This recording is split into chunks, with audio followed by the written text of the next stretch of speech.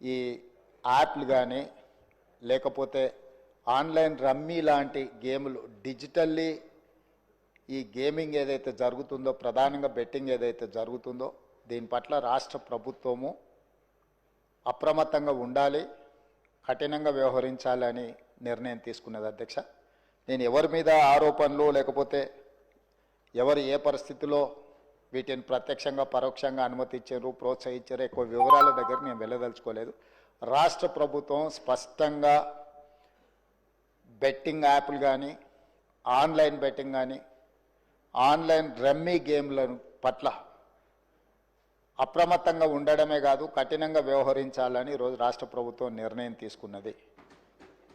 దీన్ని నిరోధించడానికి, నిషేధించడానికి అవసరమైన చర్యలు తీసుకోవడానికి ఒక స్పెషల్ ఇన్వెస్టిగేషన్ టీం, వీలైతే సిబిసిఐడి కానీ లేకపోతే అధికారులతో సమీక్ష చేసిన తర్వాత ఒక స్పెషల్ ఇన్వెస్టిగేషన్ టీంని వేసి కఠినంగా వ్యవహరించాలని చెప్పి ఈరోజు రాష్ట్ర ప్రభుత్వం నిర్ణయం తీసుకున్నది అధ్యక్ష.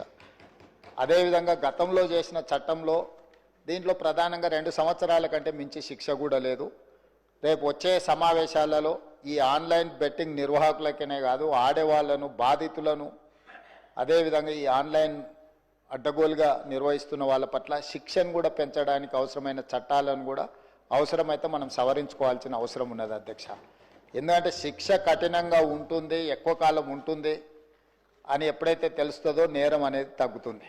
కాబట్టి దీనికి సంబంధించి పూర్తి స్థాయిలో ప్రభుత్వం చర్యలు తీసుకోవాలని, అదేవిధంగా గుట్కా ఇట్లాంటివి కూడా నిషేధిత పదార్థాలను కూడా ఈరోజు మార్కెట్లో బాగా సరఫరా జరుగుతున్నట్టు మా దృష్టికి వచ్చింది అధ్యక్ష. వీటి పట్ల కూడా మేము అప్రమత్తంగా ఉండాలని ప్రభుత్వం నిర్ణయం తీసుకున్నది.